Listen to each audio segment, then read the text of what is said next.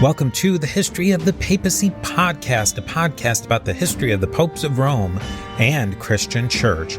Prepare yourself to step behind the ropes and leave the official tour of the story of the popes and Christianity. I'm your host, Steve Guerra, and I thank you for joining me on this journey. You can find show notes, how to contact me, sign up for our mailing list, and how to support the History of the Papacy by going to our website, a2zhistorypage.com. Two great ways to support the History of the Papacy are leaving your ratings and reviews on Apple Podcasts or your podcatcher of choice. And another really great way to support the History of the Papacy is by going and joining us on Patreon at patreon.com/History of the Papacy. Your support on Patreon goes a long way to help keep the History of the Papacy sustainable for a long time in the future. There are 4 tiers of support on Patreon: Antioch, Alexandria, Constantinople, and Rome. Each of these tiers represents one of the traditional patriarchates of early Christianity. There are many great benefits to you for supporting the show on Patreon. You will receive early and advertisement-free content, bonus episodes, monthly book drawings, and most importantly, you will be included on the History of the Papacy diptychs. In traditional Christianity, the diptychs are the lists of bishops commemorated in order of their precedence. The sooner you sign up on Patreon, the higher you'll be on the lists of the History of the Papacy patrons. Now let us commemorate the Patreon patrons on the History of the Papacy diptychs. We have Roberto, Joran, William B., Brian, Christina, Sarah, William H., Augustus, Keanu, and Judy at the Alexandria level. We have Doppo, Paul, Justin, Lana, John, Steve, and Sean, all of whom are magnificent at the Constantinople level and reaching that ultimate power and prestige, that of the See of Rome. We have Peter the Great, Frederick the Great, and Geoffrey the Great. And with that, here is the next piece of the mosaic of the history of the popes of Rome and Christian Church.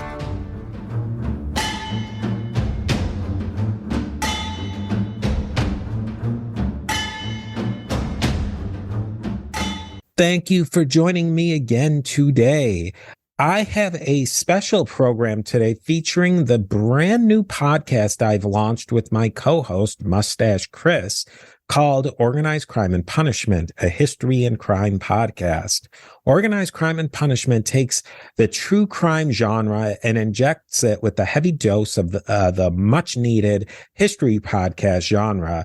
Mustache Chris and I will take you through some of the most fascinating topics in organized crime throughout the history of the United States and even beyond the United States. And a lot of it is actually going to cross over with the history of the papacy and in coming episodes and seasons. Mustache, why don't you introduce yourself to the History of the Papacy audience? Nickname's Mustache Chris was the story behind that, but you'll have to listen to the new podcast to get why I have that nickname. I have a mustache, but there's a little more to it too. Yeah, I don't know if you ever listen to Steve's like Beyond the Big Screen podcast. So I became like quite a frequent guest on there. We're discussing movies, and this new show that we're going to be doing came about because we were discussing Mafia movies, and we were both kind of history dorks, and one thing led to another, and the series just kept on getting bigger and bigger and bigger. And we decided, why don't we just do a history of organized crime in general? We're going to do the Mafia, but, we're talking about doing, all around the world. So we needed to get set free from being held back by, we had to tie something into a movie, and we could really go where we wanted to go and follow the history wherever it took us, and it's taking us in all sorts of interesting places, which really ties into today's episode. We're going to let you wet your beak a little bit on what Mustache Chris and I will offer in this new podcast series with an episode on the history of the Catholic Church and the Mafia. We'll discuss a few of the people and events where the Mafia and the Church collided and crossed over. If you want to learn more And subscribe to Organized Crime and Punishment. You can find it on Spotify, Apple Podcasts, your podcatcher of choice, and on YouTube. And if you enjoy what you hear, make sure you tell a friend about this podcast so that they can be friends of ours. So let me give you a little background. Basically, the Roman Catholic Church has had a very strange relationship with various organized crime organizations in southern Italy since they formed in at least the 1800s and even earlier. The full history of the local organized crime outfits in Italy, such as La Cosa Nostra in Sicily, the Camorra in the Campania region of Italy, and the Ndrangheta of Calabria, is really long and something we will get into more properly in the Organized Crime and Punishment podcast.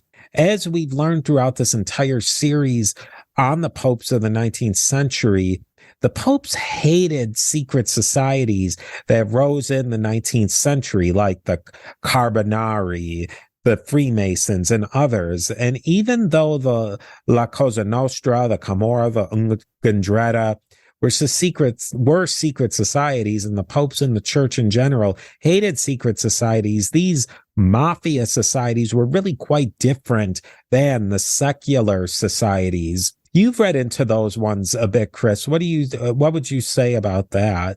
Oh, like the differences between like three types of three major mafias in southern Italy? The more secular secret societies. Yeah, like the Cosa Nostra is pretty predominant. That's Sicily's mafia, really. It's has a very hierarchical kind of structure to it. Non-Sicilians, you have to be Italian, but non-Sicilians could join in the La Cosa Nostra, right?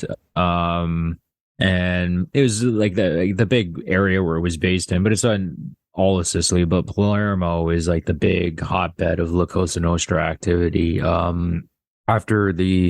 would say kind of after the Second Mafia War, which is not to go down too much of a rabbit hole, they kind of took a step down. The Camorra, which is based in the Camorra is actually probably the oldest out of the all three of the mafias. I believe from what I've researched, it predates La Cosa Nostra, predates the Ndrangheta.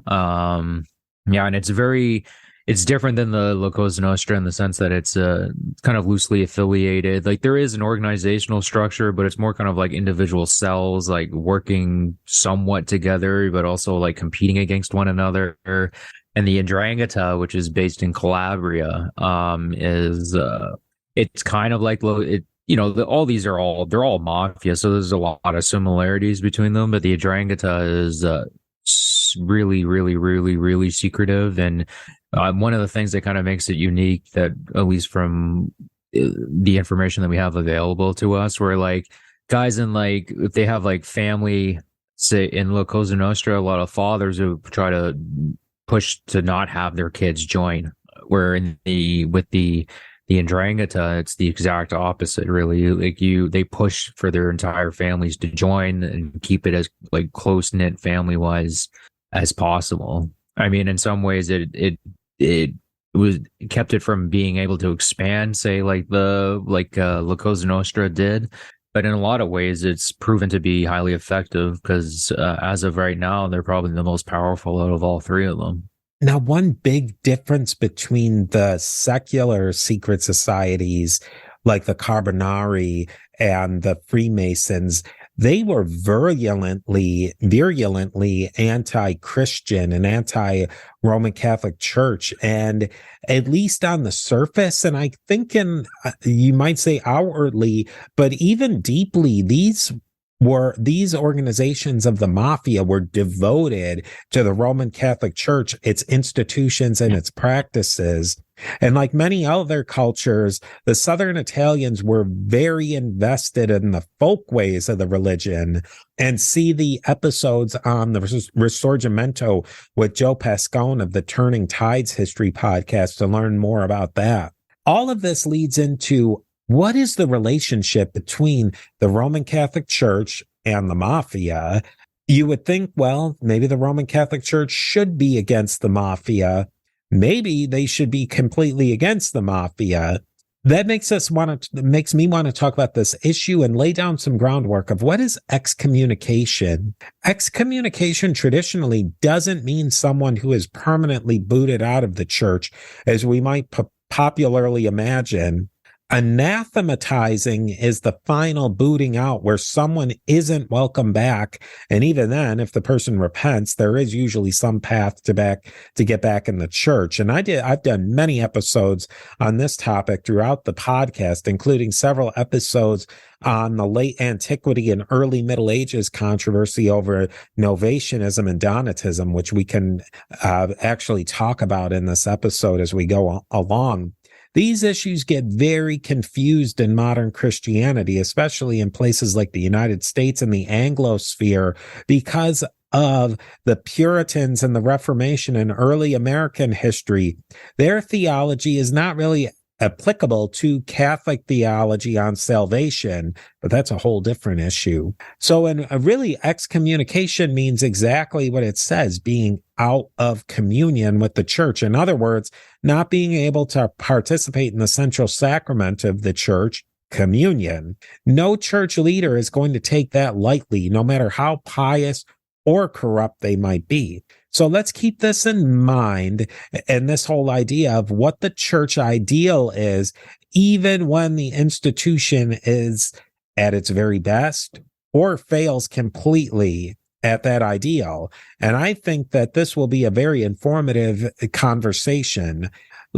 Let's take a look at a few examples from Italy and the US to see what the Roman Catholic Church had to say about these issues. So the first one is the Mafia and the church in Italy. And this is a huge topic, but we decided to take one small chunk of it. Now, southern Italy is by far the most religious part of the country. And this was the case back during the post-Enlightenment period of the 18th and the 19th centuries, and it's very much the case all the way up till today. In many places, the leader of the local mafia is also the local leader of the government and also the biggest proponent of the church. Yeah, I think it's something that's kind of a little bit difficult for American and Canadian audiences to understand, even just like Western Europeans, I think in general. Like Southern Italy is, in a lot of ways, is not what we would consider like a well-functioning society, for most of its history. That's fair. And there's a lot of history to it, It'd be like you've talked about it on your podcast, like places like Sicily and Southern Italy have had been conquered many, many times, many different rulers from different parts of the world. And, it's like just certain certain things that just don't run properly, like a court of law, or like if the groceries are going to be on the shelf to buy, when the government it's not even so much like the government doesn't want to have this type of powers. There's a lot of the times they're just incapable of being able to exert this kind of control. And once they're not able to kind of exert that control, it's usually local mafias in the case of Sicily, but it's usually like a local gang or a local baron, or like the local rich guy ends up taking up the duties of that would typically be divvied out to, say, like the state government, or even the local, like a municipal government, or in some cases the federal government, right? Where in most of Southern Italy's history, all three levels of these types of governments have failed, and even when they are running properly, they're running corruptly. And there's a whole history to it too in this region of Italy of just a distrust of the government, because of what, as I pointed out, a lot of its history was, you had like French people were there, like French rulers were there, and then there was like Spanish rulers were there, and all different types of rulers. Even you want to go further back, the Muslims were running this region for a while too, right? The Moors. So there, for most of Southern Italy's history, it's kind of been ingrained in the people that you really can't trust the local authorities, because I don't know, they're usually trying to rip you off, or they're corrupt, or they're treating you like a conquered people. And then this attitude persists to this day. I mean, it's gotten a little bit better when kind of just how, like, the seriousness of, like, just how evil the mafia is in southern Italy, and if a couple of brave judges and a couple of brave people have spoke out about the evils of La Cosa Nostra and the mafias in these regions, but it's still kind of functions like this. It really is. Like if you go to southern Italy, I haven't been personally, but everything that I've read, it's you're reading about this, and it's like this doesn't sound like Europe, and in a lot of ways, it isn't. I think it's, I absolutely agree with that. The local government of your brother or basically your tribesmen, they might be pretty evil, but at least they're putting food on your table. They're evil, but they're a little less evil than the way that the central government of, say, that was coming out of Rome or going back to the Naples or whatever, they were rotten evil, and they were just looking to basically steal everything from these people. At least the local bad guy was a little bit better at protecting your slight rights than what was coming from the centralized government. And really the leader of the local government was usually connected very tightly to the church because they didn't have any of this idea of a separation of church and state.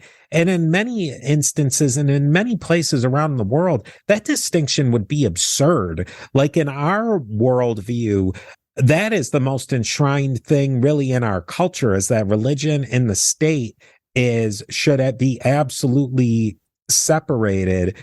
But there's a lot of places around the world that they would think you were a lunatic for separating them. Steve here. We are a member of the Parthenon Podcast Network, featuring great shows like Scott Rank's History Unplugged podcast and other great podcasts. Go to parthenonpodcast.com to learn more. And here is a quick word from our sponsors.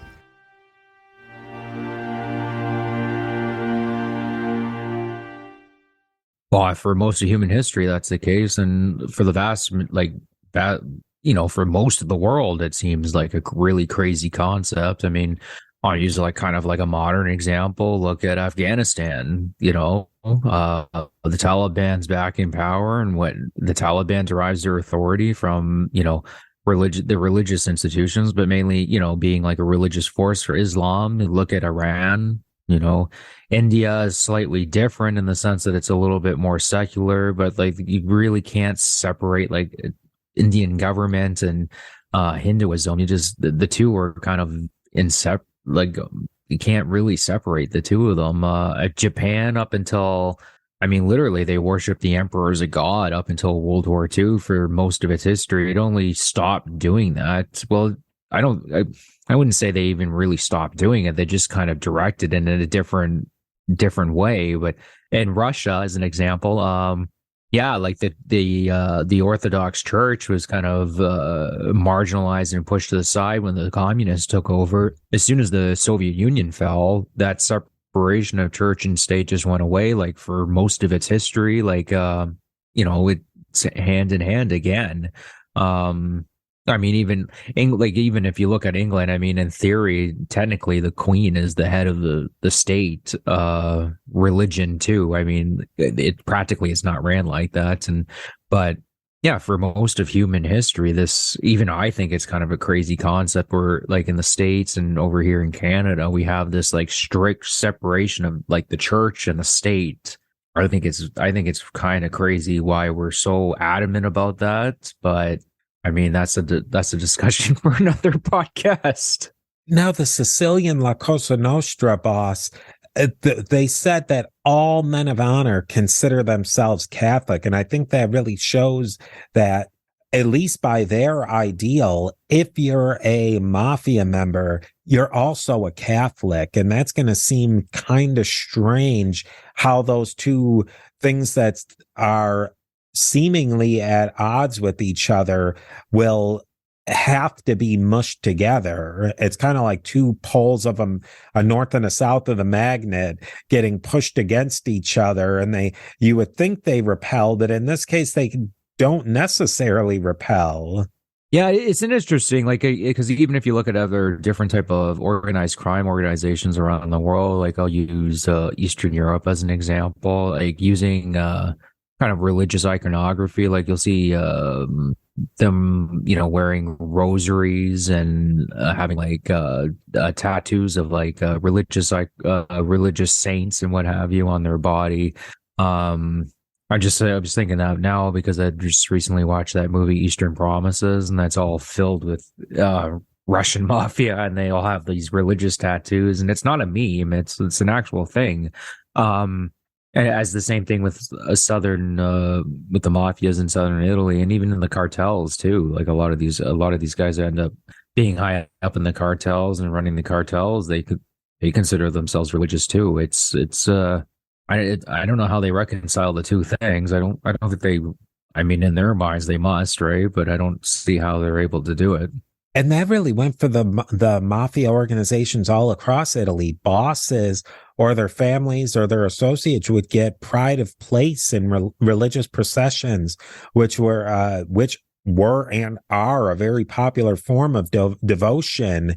And they would get many other perks within the church. And a lot of these mafia guys, like you were saying, are honestly truly religious too. They go to church all the time. They pray. They are maybe the most pious people. And it's a hard circle to square, if that's the right idiom. There's square to circle or whatever you're going to say. But you know what? You get my drift. It's a hard thing to wrap your mind around. The only thing I can kind of think of is the way they, I guess, rationalizing in their head. It's like, well, I'm actually not participating in any of this stuff. Like, I might provide it, but I'm not forcing anyone to do this. And we live in a sinful, fallen world. And they're choosing to live a life of sin, whereas I'm choosing to live a pious life, or in some circumstance. Like some of these guys just straight up like aren't pious at all too, right? And they don't pretend to be otherwise, but some of them do truly feel like they are. Like I'm living a pious life. I'm donating to the church. I'm doing this and that, helping out my local community in their odd sort of way.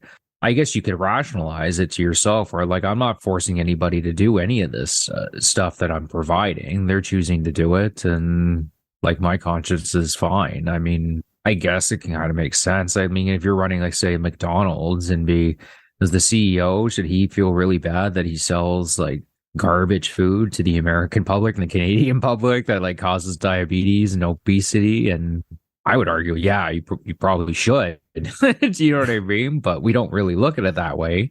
I guess that would be the kind of round, logic behind it. Does that make sense to you? And really, a number of political tides kept the mafia and the church as a strange coalition, even after the Risorgimento and the national formation of Italy throughout the 19th and 20th centuries. The rise of anti-religious parties took control in the state, and these parties of the left usually, and even the fascists, were aligned against the interests of southern Italy, along with the papacy and the Catholic Church. Popes during the 20th century made at least lip service to distancing themselves from the mafia, but it really was a challenging situation from them. Pope Francis I, who became Pope in 2013, has recently pushed back against the mafia in Italy, saying that brothers and sisters cannot be both in the church and in the mafia. As with many of Francis's pronouncements, much can be read into his statements, and much will depend on what other bishops and prelates do in individual situations. Francis has also tried to take away some of the devotional practices used by the mafia towards things like the Virgin Mary and the processions. Ties between various mafia factions like the Ndrangheta and the Vatican Bank still exist to this very day, and they're really just getting exposed to this very day. Yeah, the Ndrangheta is like probably most people probably never even heard of the Ndrangheta, to be honest with you. But yeah, like I pointed out earlier, like they're based in the Calabria region. There's actually a huge presence of the Ndrangheta where I live right now in southern Ontario. A lot of the mafia, at least the top mafia in this area, is they're Ndrangheta. And we're not quite sure exactly. This is kind of a side note. We're not quite. We think that they're kind of running on their own, but there's still people who theorize that they're taking orders directly from Calabria. It's just a little interesting tidbit, little rabbit hole I've been trying to go down and trying to find out exactly how it runs. Yeah, but the Ndrangheta has they have like a very strong ties to the cartels in South America, and most of the drugs that ends up getting imported into Western Europe, it's usually the Ndrangheta will be buying the drugs, say, from the cartels, and then they ship them to Calabria, and then from Calabria it goes into Western Europe. Virtually, from my reading, almost all of it you can be traced right back to the Ndrangheta. Very interesting. And we should also mention there have been many priests and bishops who have stood up to the mafia in Italy and have really paid the price in violence for doing so. There's a particular priest named Father Pino Puglisi who was killed in the 1990s, and there are plenty of stories of priests who supported the mafia and were even related to them.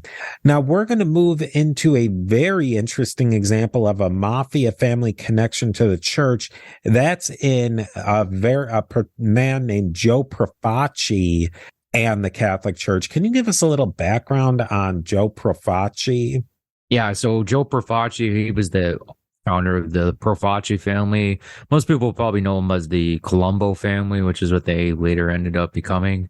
He was, I think they took a lot of inspiration from the Godfather. Took a lot of inspiration from Joe Profaci because he ran like an olive oil importing business. He was kind of like an old school mafioso.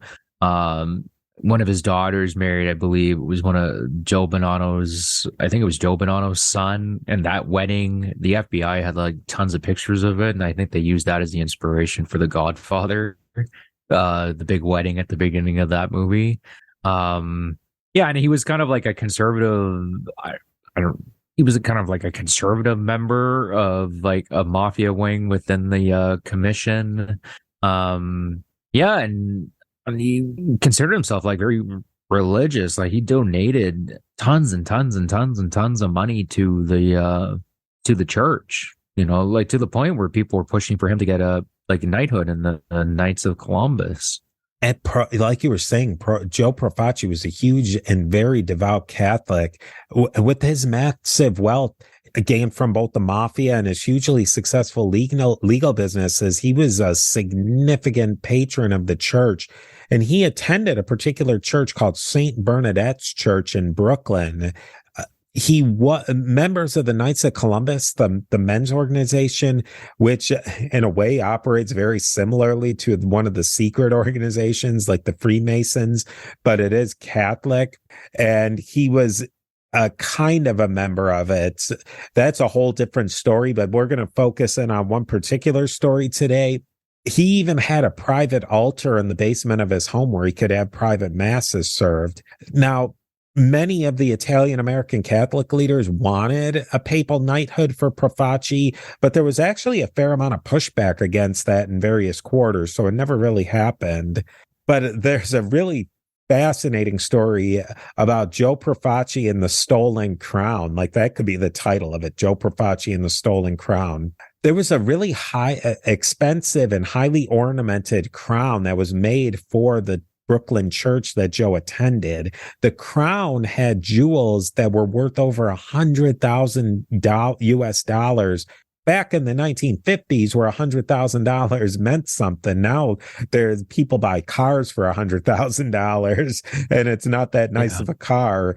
But back then, $100,000 was a lot of money. Anyway, this crown was stolen, and Joe made it his mission to find out who did it. And eventually the thief, a jewel thief named Ralph Amino, returned the crown, somewhat desecrated with a few jewels missing. Supposedly, Joe had a contract put out for this thief, and one way or another, Ralph Amino was found shot dead in the Bath Beach section of Brooklyn. A local paper reported Amino was even refused Catholic burial service for his crime, even though he was never convicted or even arrested for it.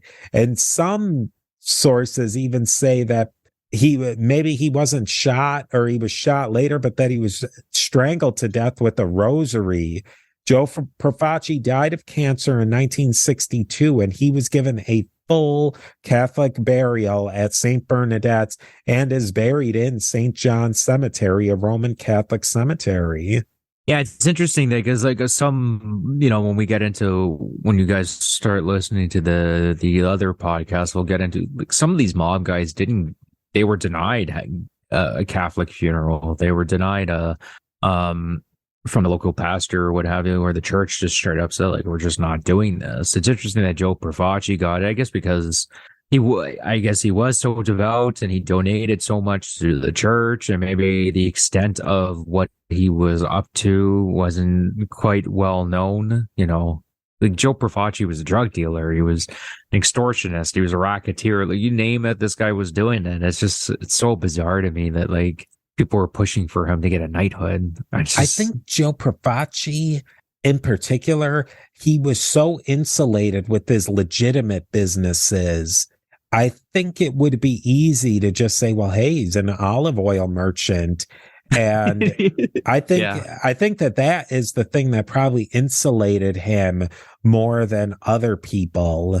It would be hard to say that somebody who had never been convicted or hardly even arrested of any crimes. I can't recall offhand if he had been arrested many times, but it's hard to say that you can say we're not going to give you a Catholic burial to a guy who, at least on the surface, is completely legit. Yeah, other than like he was caught up in like some drug smuggling like charges, but then nothing ever stuck. And I mean, if people wanted to kind of scratch a little bit underneath the surface, they could see like, where's Joe getting all of his money, right? But like you said, like he did run a successful olive oil business, from by all accounts. Joe wasn't like a psychopath, so he wasn't, say, somebody like Gas Pipe Casso or anything like that, right? But yeah, it's just interesting. Like some of these guys got Catholic funerals, and others were denied it. We're going to talk now about a Catholic churchman and a cardinal in the church, a very high-ranking person, Francis Spellman. And the setting is the late 1940s, early 1950s, really the beginning of the Cold War. And this tale mashes up the Catholic Church, the Mafia, the CIA, the Cold War, the FBI, and communisms. Now, communist parties were taking over all over Europe in the aftermath of World War II. And if you know your history, the U.S. government wanted to stop that trend immediately. In Italy, especially, where the communist parties were really growing rapidly. And the big thing that was needed was money. And who had tons of money and ways to move it around internationally and secretly, especially to Italy? I think you can make your guess on that. The Catholic Church and the Mafia. Money was funneled all over the U.S. into Europe for anti-communist measures by the Catholic Church and the Mafia. Connections to drug trafficking in the Vatican Bank were all involved. And this is very much scratching the surface here with stuff that's just starting to come out now. So look for more connections between the Vatican Bank, the Mafia, and anti-communist activities soon. This is not tinfoil hat stuff here. This is stuff that's coming out right from CIA archives and Vatican archives. So let us know if this is a topic that you find interesting, because I find it very interesting.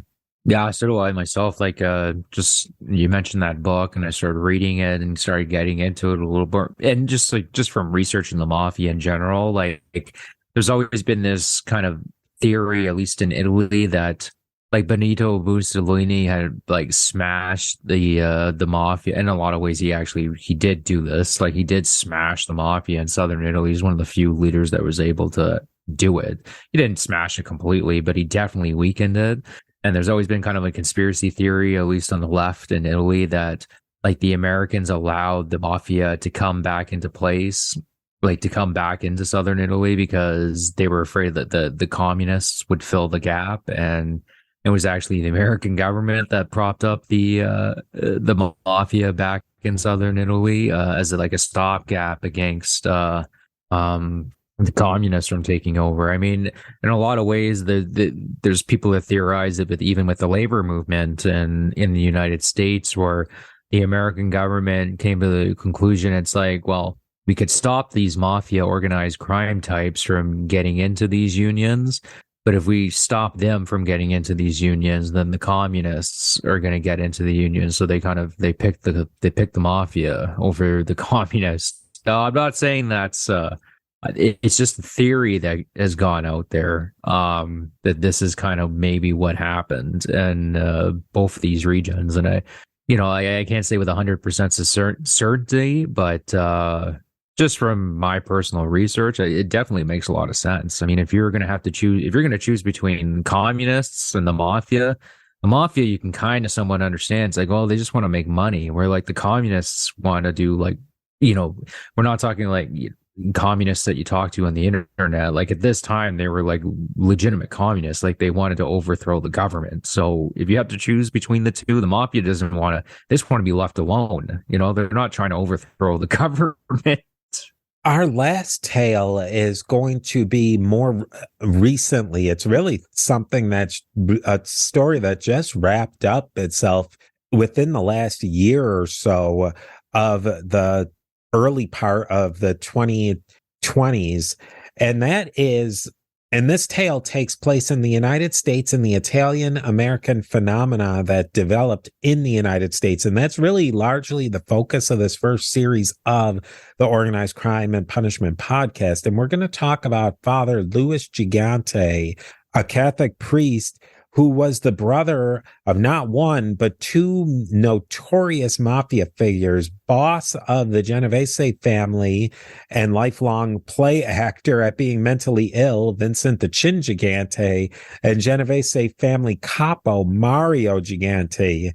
This guy, Father Louis Gigante, lived a crazy life. Chris, can you give us just a little background on his famous mafia brother, Vincent the Chin Gigante? It's incredible that there hasn't been a movie made about this guy, but yeah, Chin Gigante was probably one of the most powerful mob bosses in the United States ever. He was the leader of the Genovese family. He's most famous. The Genovese family had this unique structure where they would have like a front boss, and in this case, it was Tony Salerno. He was like the front boss. So this was the boss that the cops would be looking at and thinking was the boss of the family. And then there was the actual boss behind the scenes. And this was Vincent the Chin Gigante. But like, you think, oh, that's enough secrecy, right? No, like Vincent the Chin Gigante took it up a notch where he decided that he was going to spend the vast majority of his life acting crazy.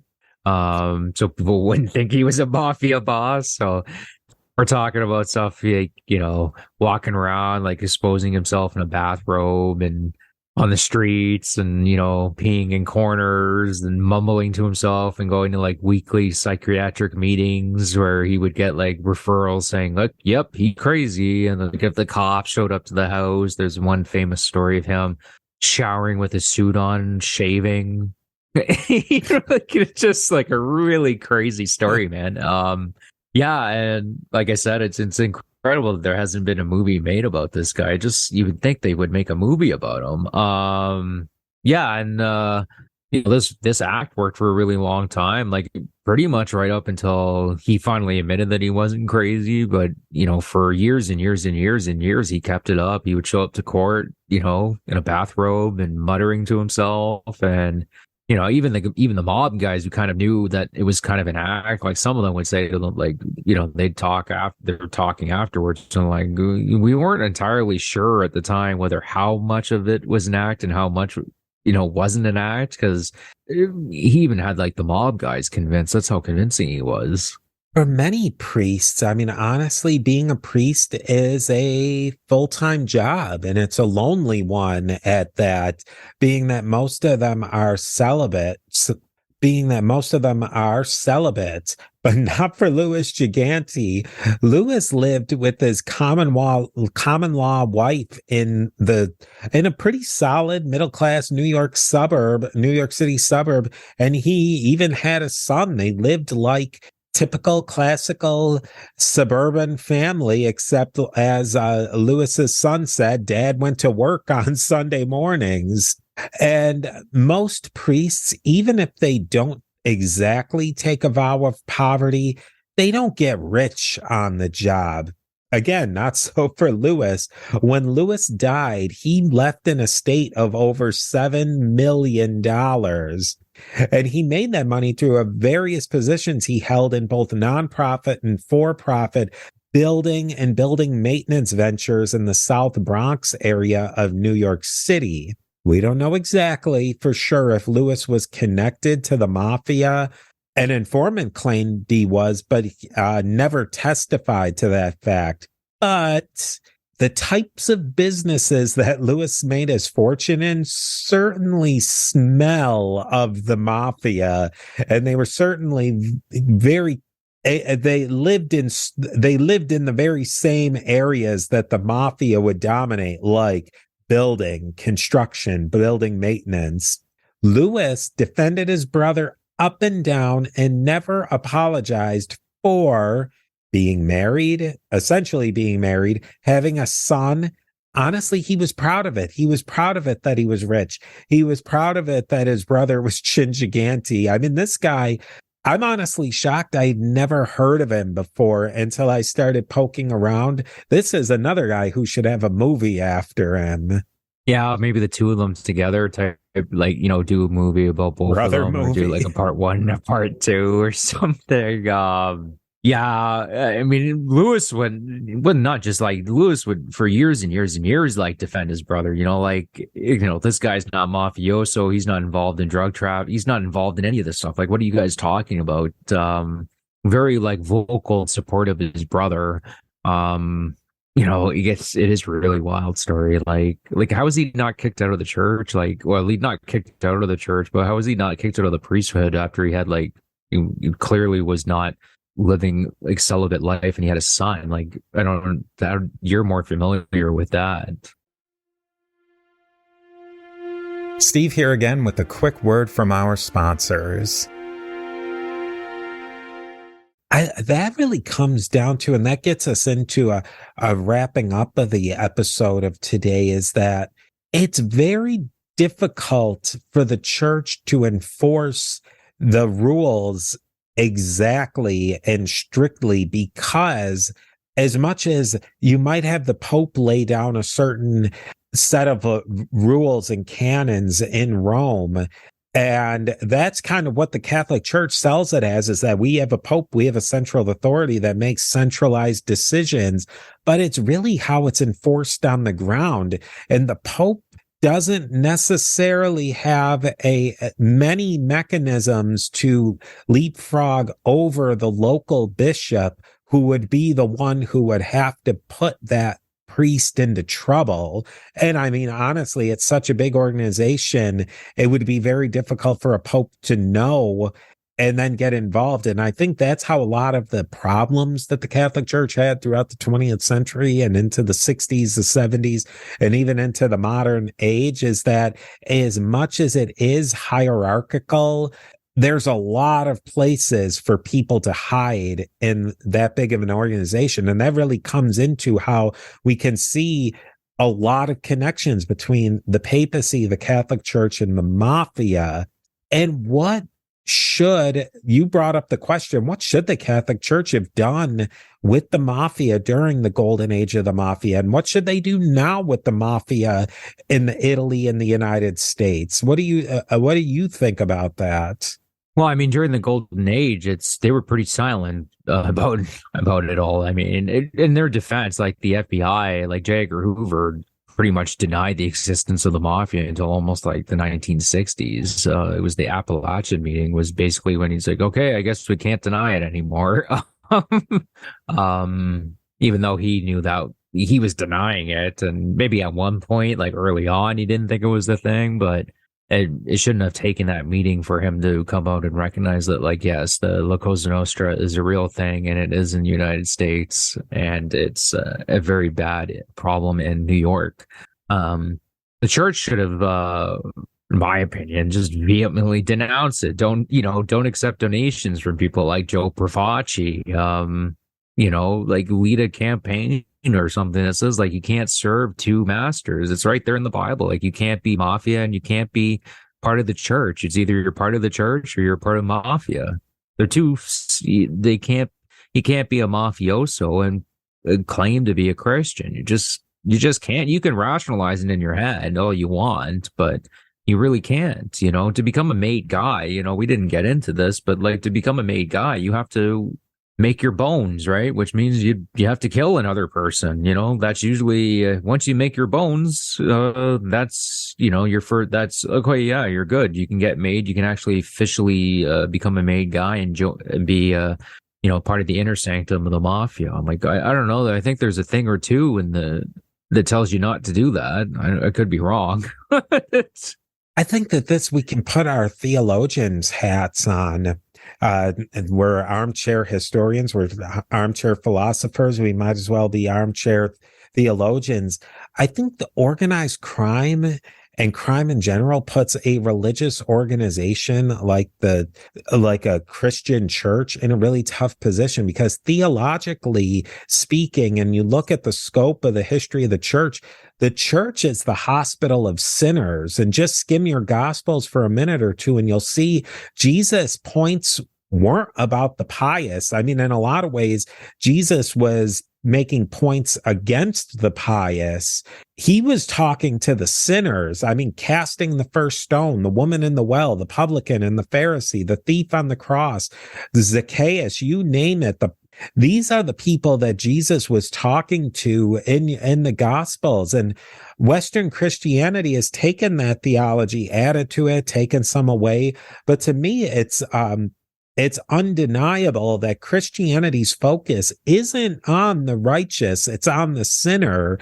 And how can they say, well, you're somebody who's a sinner, but you're completely out? I think that would honestly cripple the organization of the church, theologically speaking, because then at what point, it's the old cliche of the slippery slope. When do you say that somebody is actually pure enough to be in the church? My argument would be like Jesus had pointed out, like you can't serve two masters. If somebody who say was a mafioso sincerely comes to the church and repents and says, like I'm not going to, I'll use John Gotti as an example, right? Let's just say in theory, John Gotti says, you know what, I'm out.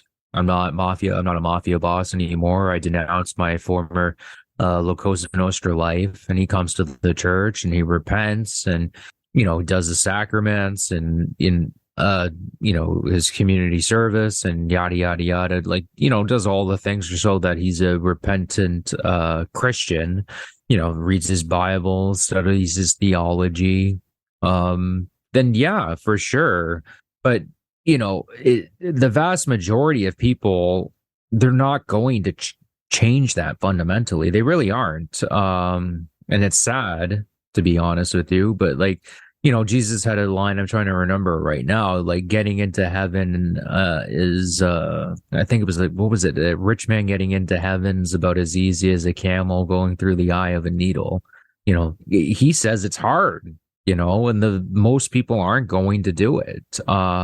So yeah, in theory, like if say John Gotti decided and say he did all the things I had just listed, then yeah, but you can't go to the church and be like, oh, I'm sorry for, murdering this person on Sunday, and then go 2 weeks later and go like, well, sorry, I had to do it again. That's just not how it works. But I don't see how they can close the doors on those people, because that's fundamentally against the religion. I mean, we can look at historical examples, but if you even bring it back to the Gospels, the thief on the cross, he's on his deathbed, and he acknowledges the religion, and Jesus says that I'll see you in, I can't remember the exact quote, but basically I'll see you in heaven this evening.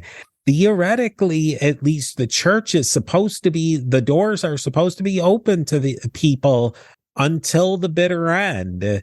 And like I said, and I'll get a lot of hate mail on this one, I think, but crack your Bible open. Look at the early church writers, really mostly anything up until the Reformation. And it's hard to say that anybody should be denied at least access into the church and access to the mechanisms that the church has to leading somebody out of the sinful life. And to just say that they're completely cut off, to me, completely cuts off the church as an organization at the knees. And like I said, it puts them in a very difficult position to say that, yeah, we are going to let these, in a lot of ways, cretins into the church. But I don't know how you can deny them access. No, it's truth, right? No, it is the truth too, right? Like it's very, I mean, that's the difficulty of Jesus's message in general, right? Where in a lot of ways it kind of, I would say it goes against our human instincts, right? Where, you know, my human instinct is go like, you're Mafia. Like, what are you talking about, man? Like sincerely repent and then you can come in, you know, but that's not up for me to decide whether he sincerely repented or not, really. I mean, Jesus is the only one that'll see it in his heart. You know, maybe one day this ex-mafioso, or hopefully one day does become ex-mafioso. Maybe the one Saturday comes in and I said, you know, I told him to get out or what have you because of the previous times that he had failed to change his life around. Maybe it was that one Saturday he was sincerely going to do it, but because I told him no, he never did it. You know, Yep. it is difficult. I mean, you could say at the very least, like, don't take donations from these people. I mean, I don't think that's much to ask, right? You know where they're getting their money from. It's not difficult to figure out. You know, drug money is pretty easy to spot. I think in this, we're never going to answer this question. And I think anybody who says that there is an easy answer to this question, like, because I mean, again, hate mail alert. Pope Francis is kind of laying out that, oh, there's an easy answer to this. I don't think that there is. And I think that, agree or disagree with me, that 2,000 years of church history is on my side on this one, that there is no easy answer to situations like this of crime in the church. I'll debate anybody on that there is no easy answer on it. And honestly, these are the questions that we are going to ask in the Organized Crime and Punishment History podcast. And I want to thank everybody for indulging us on sharing this little bit of the history of the papacy, the Catholic Church, the 19th century church, the modern church, and organized crime history. So thank you, Chris, for coming on today. And we will definitely be talking more about this on not only the history of the papacy, but on organized crime and punishment.